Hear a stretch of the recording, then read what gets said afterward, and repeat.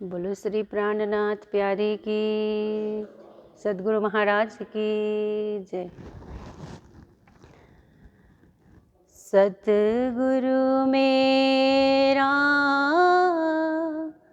श्याम जी मैं अहनि सचरने रहूं। सतगुरु मेरा श्याम जी मैं अहनि सचरने रहूं। सनमंद मेरा याही सो, सनमंद मेरा याही सो मैं ताथे सदा सुख लेऊं।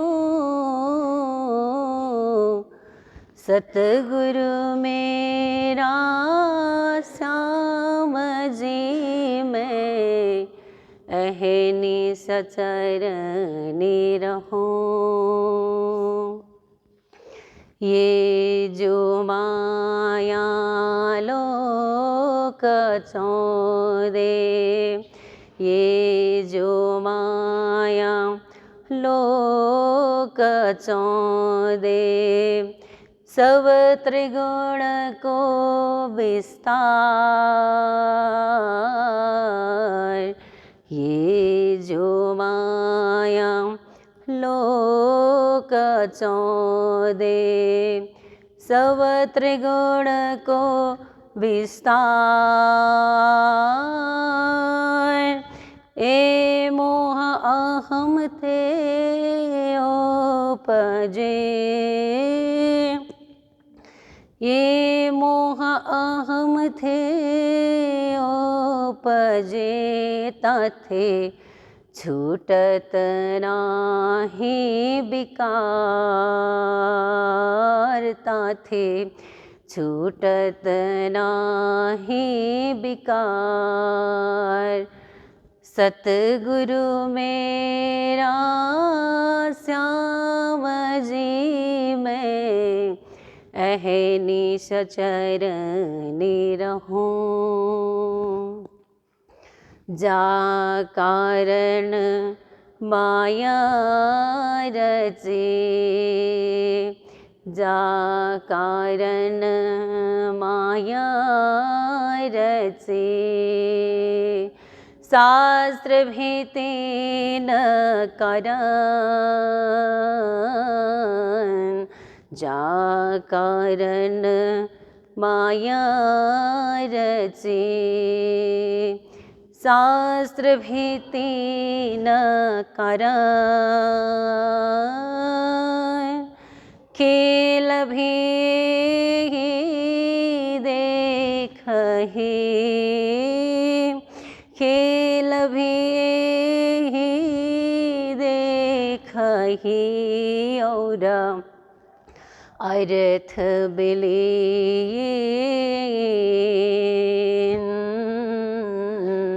अर्थ बिलीन। सतगुरु मेरा श्याम जी मैं अहनि सचरने रहूं। सब पर हो कलश, सब पर हो कलश प्रेम आनंद भरपूर।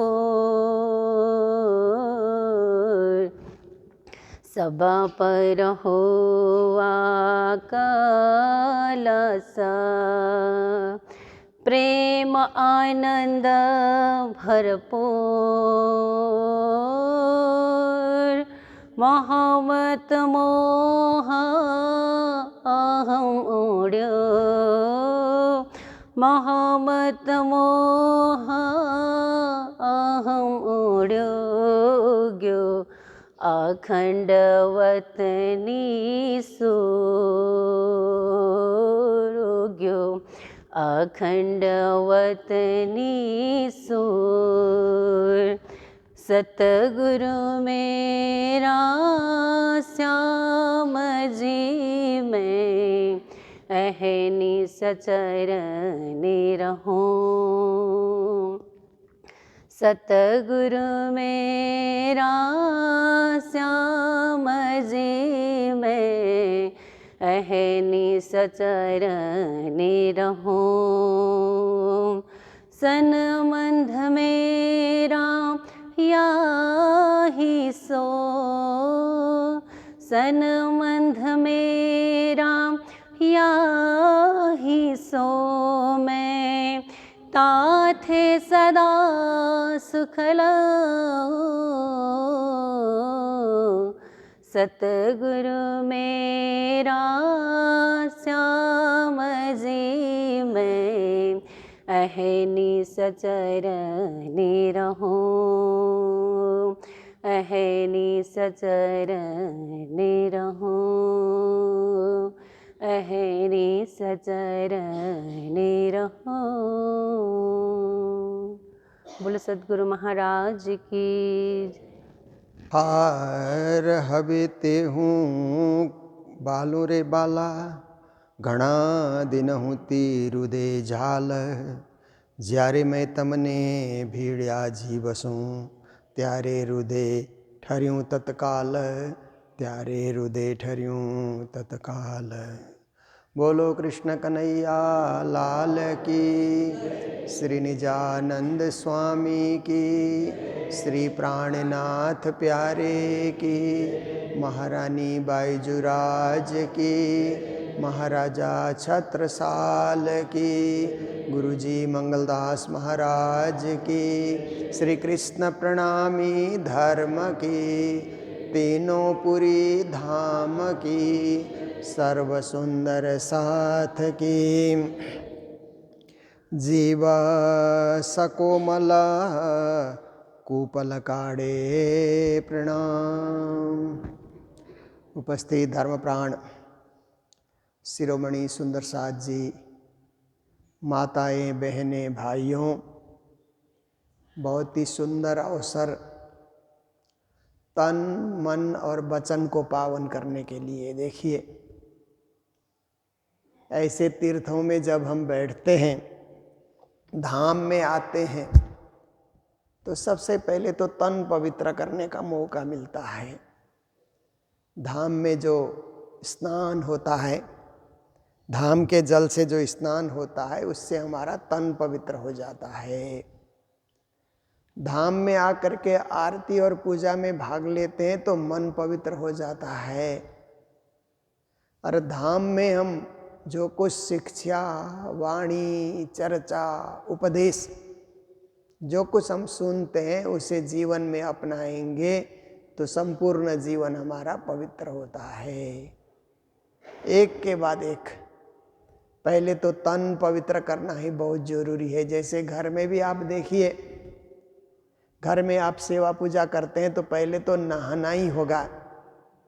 बिन नहाए पूजा होगी नहीं। तन पवित्र किए बिना कुछ होगा ही नहीं। प्राथमिक शिक्षा यही है। पहली शिक्षा, जैसे बच्चे स्कूल जाते हैं ना, तो पहली शिक्षा है ना, प्राइमरी शिक्षा बोलते हैं, प्राइमरी एजुकेशन। तन पवित्र रखना, शरीर स्वच्छ रखना, क्योंकि शरीर गंदगी से भरा हुआ है। ऐसे आप देखिए, चेहरा तो देखने में सुंदर लगता है, पर इस शरीर में 9 छिद्र हैं जहाँ से गंदगी निकलते रहती है। तभी प्राणनाथ जी ने कहा, 9 द्वार रचे नरक के, निषेध न बहे बलाए। ऐसा कहते हैं प्राणनाथ जी कि शरीर में 9 द्वार हैं, जिनमें से शरीर के अंदर की गंदगी निकलती रहती है। जो कुछ हम खाते हैं, जो कुछ हम ग्रहण करते हैं, तो उसकी गंदगी तो निकलेगी ही। वेस्टेज जो है उसको तो बाहर निकलना ही निकलना होता है। इसलिए जब गंदगी बाहर निकलती है, आँख में से, कान में से, नाक में से, मुख में से और इंद्रियों से, जो भी गंदगी बाहर निकलती है उसकी सफाई कर देना, क्योंकि गंदा हमको पसंद नहीं है। कहीं भी कोई गंदा है ना, गंदा स्थान हमको पसंद नहीं है। गंदा रूम हमको पसंद नहीं आता है, गंदा बाथरूम हमको पसंद नहीं आता है, गंदे कपड़े हमको पसंद नहीं आते हैं, गंदे विचार भी हमको पसंद नहीं आते हैं। तो खुद गंदा हम क्यों रहे फिर? जब वातावरण में गंदगी हमको पसंद नहीं है तो खुद भी हम निर्मल बने, साफ बने, स्वच्छ बने, पावन बने, परमात्मा के योग्य बने। इसके लिए शरीर की सफाई जरूरी है, स्नान बहुत जरूरी है। तो उससे तन की पवित्रता, तन स्वच्छ हो जाता है, तन में ताजगी आ जाती है, नहाते ही शरीर में ताजगी आ जाती है। ऐसा लगता है कि हम बहुत कुछ कर सकते हैं, शक्ति आती है, शक्ति का संचार होता है। नहीं नहाओगे तो आलस, एकदम आलसू बन करके बैठे रहोगे। नहाते ही स्फूर्ति आ जाती है, जोश आता है, उत्साह आता है, उमंग जागता है। तो प्राथमिक श्रेणी है तन की पवित्रता। फिर दूसरी श्रेणी है मन की पवित्रता। मन तो दिखता ही नहीं, अंदर बैठा हुआ है, सूक्ष्म रूप से दिखता नहीं। हमने अपने मन को देखा ही नहीं, पर मन हमको देख रहा है। मन हमको हमेशा देख रहा है। हमने मन को पहचाना नहीं, पर मन हमको नचा रहा है। मन के हिसाब से हम चलते हैं ना।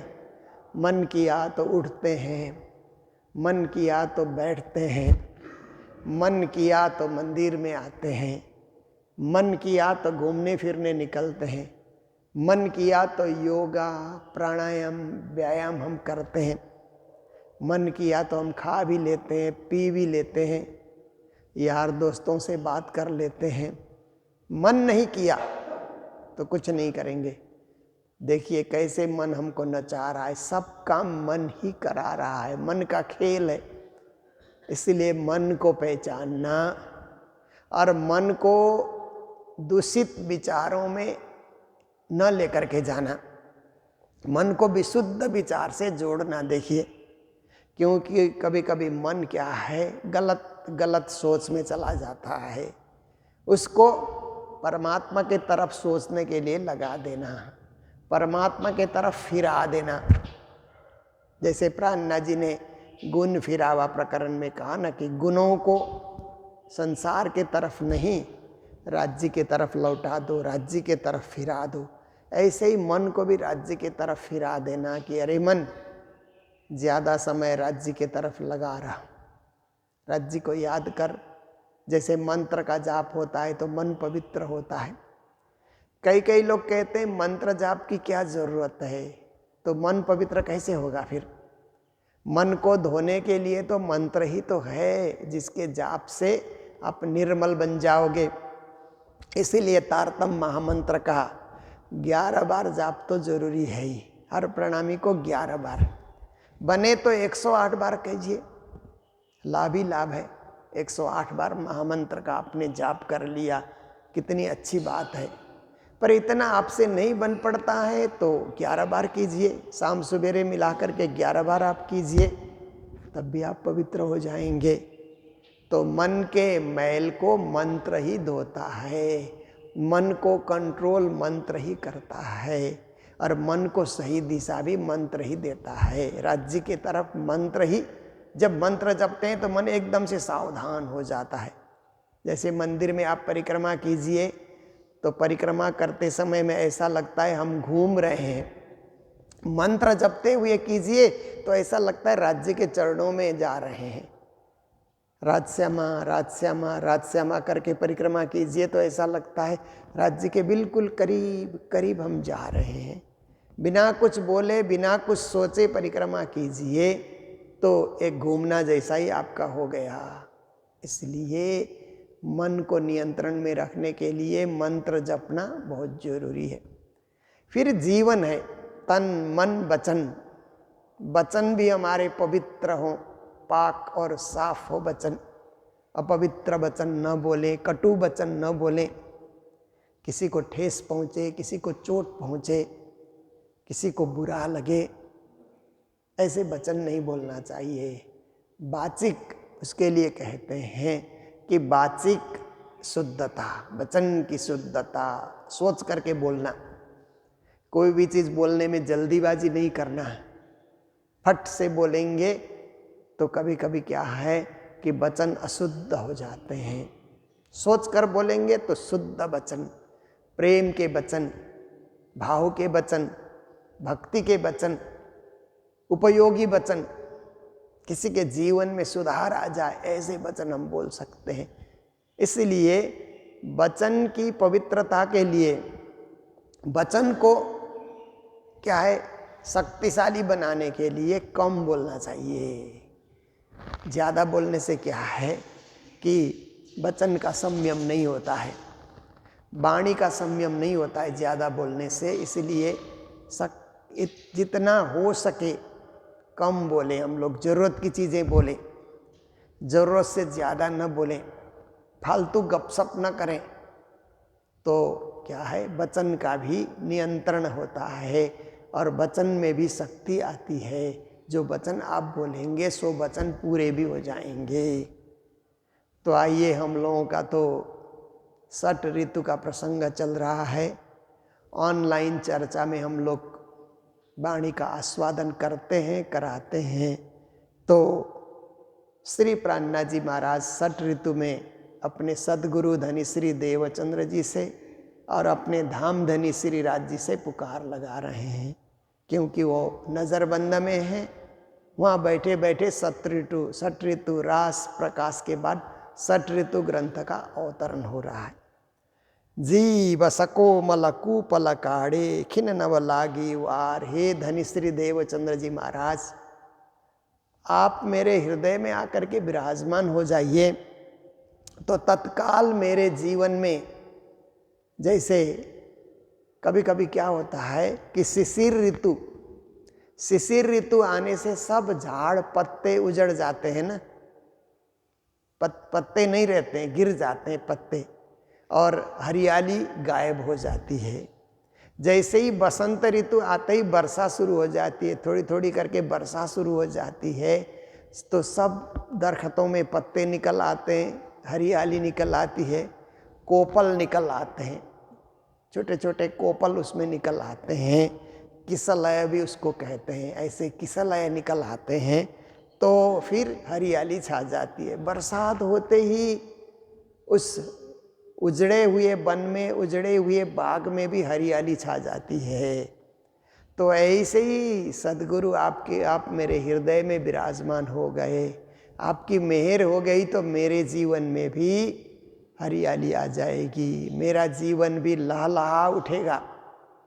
आपकी कृपा से, आपकी करुणा से मेरे जीवन में भी पहले की तरह वही हरियाली, वही सुगंधी, वही पुष्पित होना, वही पल्लवित होना, ऐसी स्थिति आ जाएगी। इसलिए जीव सको मलकूपल काड़े, मेरा जो जीव है ना अत्यंत कोमल बन करके, कोपल मतलब वो क्या है कि फूल खिलने की जो तैयारी होती है ना, उस अवस्था को कोपल कहते हैं। ऐसे उसमें सुंदरता आ जाएगी और खिलने की अवस्था में हमारा जो जीव बन जाएगा। खिन नव लागी वार, एक कृपा आपकी हुई तो तत्काल देखिए, रात्रि को कभी कभी बिजली गायब हो जाती है ना, कितना अंधेरा छा जाता है ना, बिजली जाने से घोर अंधेरा हो जाता है, बगल में कोई है तो हम पहचान भी नहीं पाते हैं। बत्ती आई तो एक साथ उजाला हो जाता है, अंधकार गायब, बत्ती के आते ही सेकंड भी नहीं लगता है, सब उजाला ही उजाला छा जाता है। ऐसे ही धनी की कृपा हो गई, एक सेकंड भर में तो पूरे जीवन में उजाला छा जाता है। धनी नहीं है, राज्य नहीं है तो अंधकार ही अंधकार है जीवन में। इसलिए खिन नव लागी वार, आप मेहर बरसाइए, मेरे दिल रूपी धाम में विराजमान हो जाइए तो मेरे जीवन में भी एकदम हरियाली, सुगंधी और सब जगह क्या है शीतलता ही शीतलता छा जाएगी। फूले रंग फल फलिया रे ततखिन्ना, रंग रंग्यो बिनता आधार। मेरे जीवन में फूल खिलने का, भक्ति रूपी फूल खिलने का, भक्ति रूपी फूल पुष्पित होने का और उसमें कई रंग आने का। जब फूल निकल आते हैं ना तो कई रंग भी साथ साथ में आ जाते हैं ना। आप देखिए मंगल धाम में तो बगीचा है ना, मंगल धाम के चारों तरफ फूल का बगीचा हम लोगों ने लगाया हुआ है। तो आप देखिए कि जब इसमें फूल खिलने की तैयारी होती है तो हर फूल का अपना रंग होता है।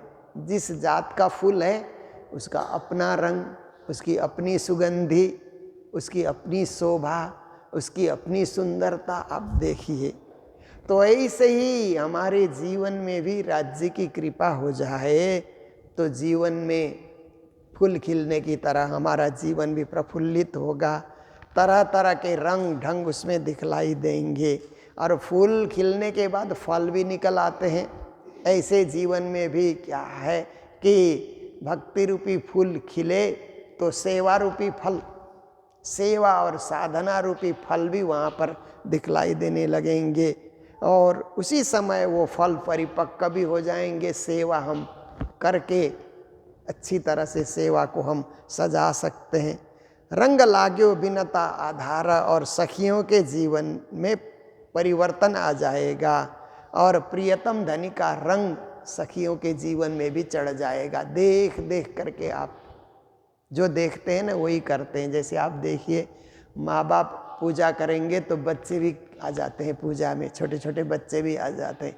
माँ बाप आरती करते हैं तो बच्चे भी करने लग जाते हैं। और माँ बाप क्या है कि परिक्रमा करते हैं तो बच्चे भी करने लग जाते हैं। जैसे हमारे मंगल धाम में बच्चे हैं, गुरुकुल के बच्चे हैं, तो हम लोग आरती करते हैं तो बच्चे भी बोलते हैं आज हमारा जन्मदिन है, हम भी आरती करेंगे। हम लोग चमर डोलते हैं तो बच्चे भी तैयार हो जाते हैं चमर डोलने के लिए। जो देखो वही सीखते हैं। तो ऐसे ही हमारा रंग बच्चों पे चढ़ गया ना। हमने जो भक्ति का रंग जीवन में सजाया हमारे बच्चों पर वो रंग चढ़ जाता है। ऐसे ही राज्य का रंग सखियों में चढ़ जाएगा। राज्य जो रंग लेकर के आएंगे वही रंग सखियों के जीवन में चढ़ जाता है। फिर सखियां भी राज्य की तरह ही भक्ति के रंग में रंग जाती हैं। अपने आधार धनी के रंग में बिनता सखियां रंग जाती हैं। इंद्रावती ने एकांते हाथ आब्या, हबे जो जो अमारू बल्ला। इंद्रावती के रूप में श्री जी महाराज कहते हैं कि धनी मेरे तो एकांत हृदय में आकर के बैठे हुए। हृदय सबसे एकांत जगह है ना राज्य को छुपने के लिए, क्योंकि शरीर में कहीं बैठेंगे तो दिखलाई देते हैं। हृदय तो अंदर है, इसीलिए हृदय में छुप गए तो कुछ पता ही नहीं लगेगा। अत्यंत एकांत की जगह है। ऐसे मेरे एकांत हृदय में इंद्रावती के साथ हाथ आब्या, मतलब मेरे पास आ गए, मेरे करीब हो गए, मेरे हाथ में धनी आ गए। और अभी धनी मेरे जीवन में आए तो क्या फर्क होगा। तुम आए सब आइयाँ, दुख गया सब दूर, श्री महामत ये सुख क्यों कहूँ जो उदया मूल अंकुर। परमात्मा हमारे जीवन में आए तो परम धाम के सुख का अनुभव होगा।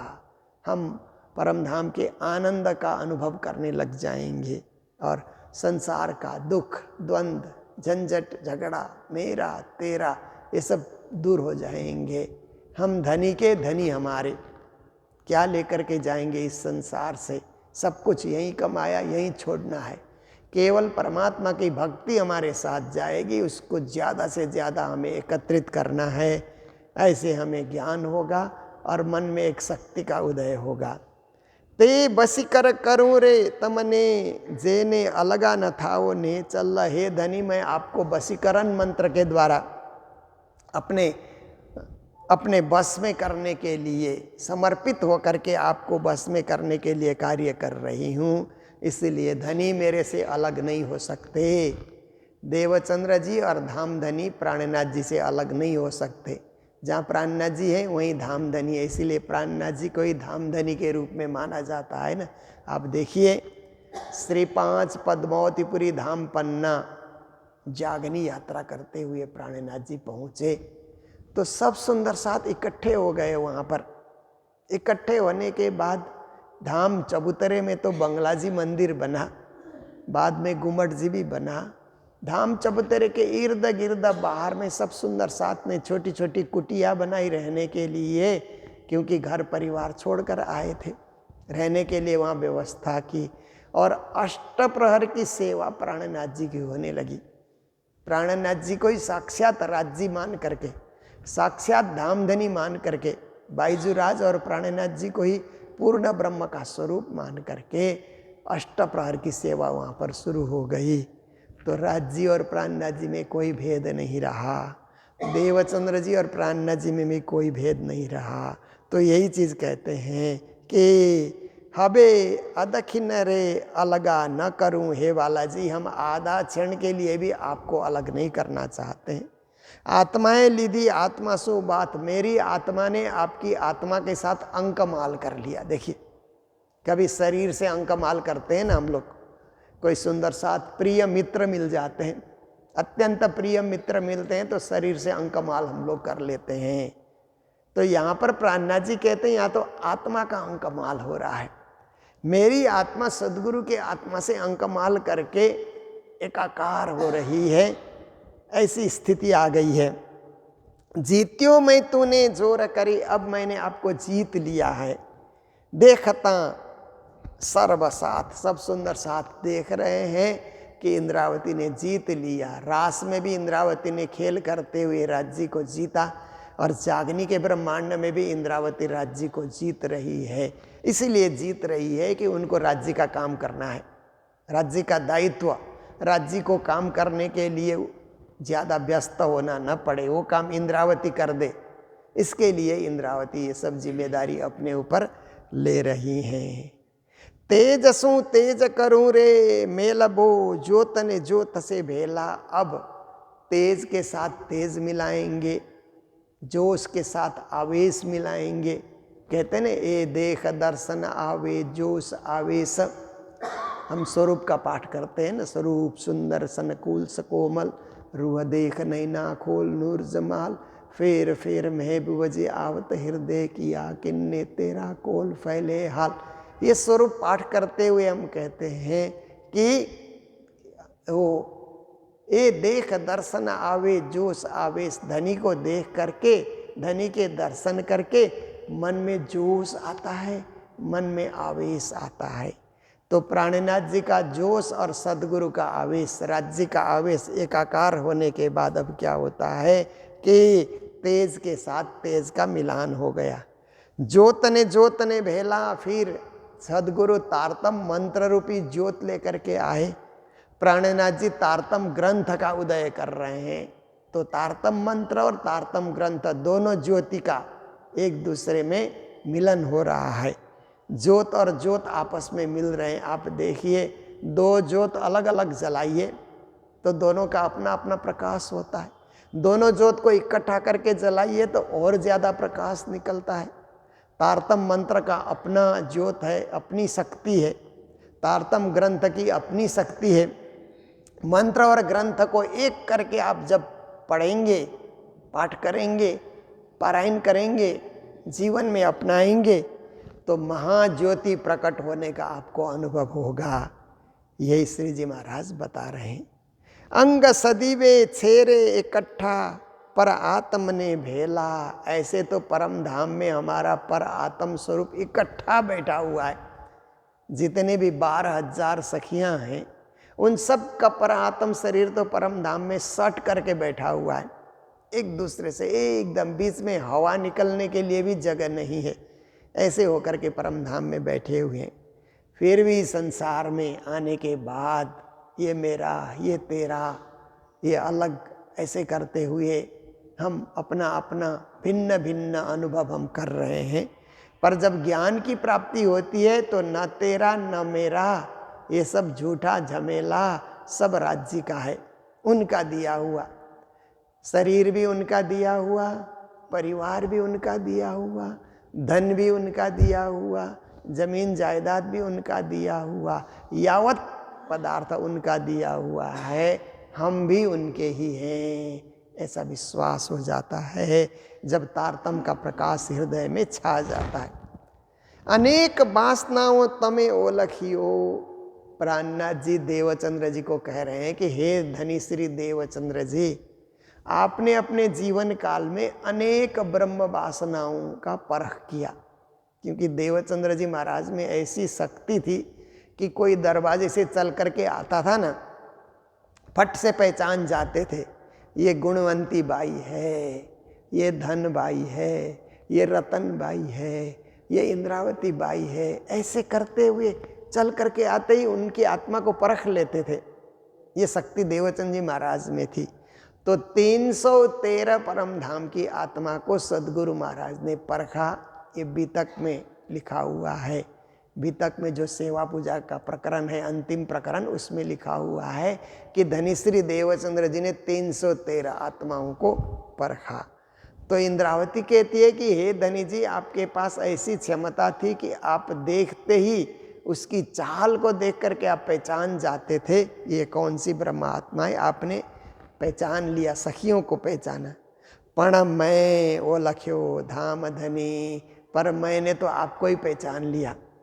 आपने सखियों को पहचाना, हमने आपको पहचाना कि आप केवल धनी देवचंद्र जी नहीं हैं, आप ही धाम धनी हैं, आप ही पूर्ण ब्रह्म हैं, आप ही सब कुछ है। जैसे आप देखिए ना, प्राणनाथ जी पन्ना पहुँचे तो छत्रसाल जी ने चोपड़ा की हवेली में प्राणनाथ जी का स्वागत किया, प्राणनाथ जी की आरती उतारी।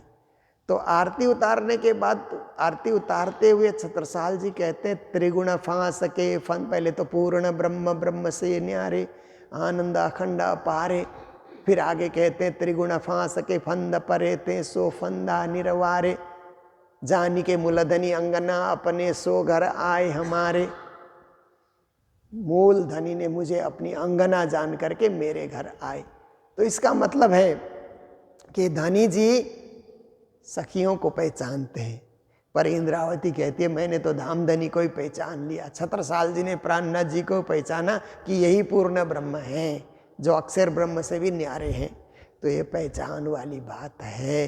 तो कहते हैं ते मोसू टाला घणुए की धां, पण मैं जीत्यो विदधनी। आपने मुझे टालने के लिए, मुझे अलग करने के लिए प्रयास किया कि 9 साल तक आपने अरब में भेजा, कहीं और आपने जुदागी आपने दी, परंतु अब आपके टालने से हम टलने वाले नहीं हैं। अब हम आपके चरणों में चिपक गए, आपके चरणों से जुड़ गए और आप मेरे हृदय धाम में विराजमान हो गए। अब अभेद संबंध स्थापित हो गया। राज्य का, देवचंद्र जी का और प्राणनाथ जी का अभेद संबंध है। तीनों स्वरूप एक ही हैं। सब शक्तियाँ इकट्ठी हो गई प्राणनाथ जी के अंतर्गत। इसलिए अब और वाणी का विस्तार करेंगे। केवल षट ऋतु नहीं, षट ऋतु से आगे कलश, सनंद, किरंतन, खुलासा, खिलवत, परिक्रमा, सागर, श्रृंगार, सिंधी, मार्फत, क्यामतनामा, ये वाणी का अवतरण भी अब प्रारंभ हो जाएगा। ऐसी धनी की मेहर, ऐसी धनी की कृपा और ऐसी धनी की अनुकंपा बरसी हुई है। तो हमारा आधे घंटे का ये वाणी चर्चा का समय होता है, सो पूरा होने आ रहा है। हम लोग करीब 3 साल से ये वाणी चर्चा नियमित चला रहे हैं।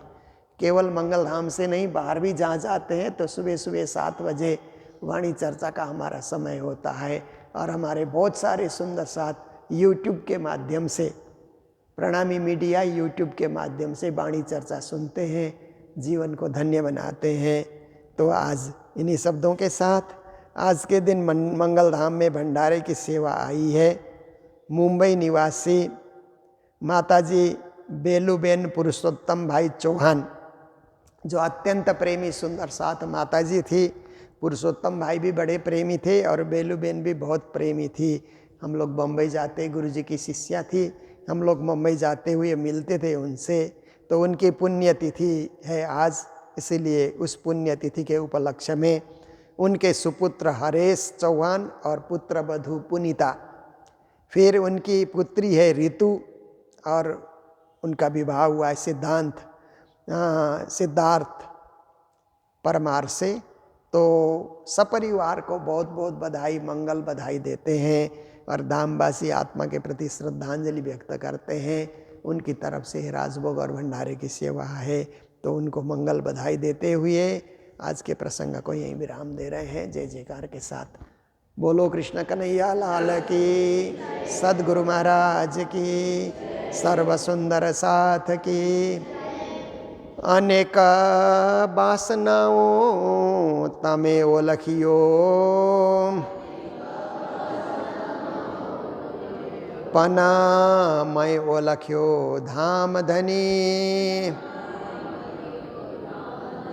ते मोसू टाला घणुए की धाम,